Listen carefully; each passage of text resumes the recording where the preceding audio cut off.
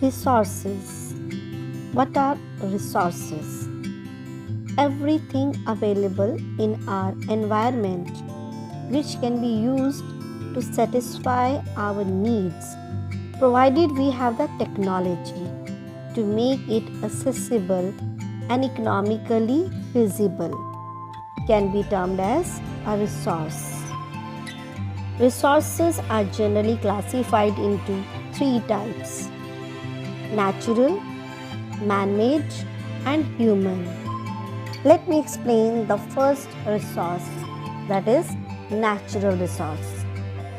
Resources that we find in nature and can be used without much modifications are called natural resources. For example, air that we breathe, water, sunlight, minerals, forest, and wildlife. They are given to us by nature and are called natural resources.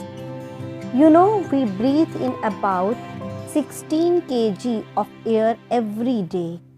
Inhaling clean and fresh air keeps us healthy. Second resource is man-made resources. Resources created by human beings are called man-made resources. For example, buildings, roads, schools, hospitals, etc. And man-made resources require high technologies with skill, knowledge, and intelligence of human beings.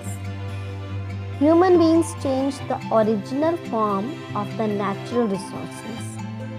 For example, iron ore is less useful in its raw form, while its value gets increased as it turns into some useful products like machine, car, buses.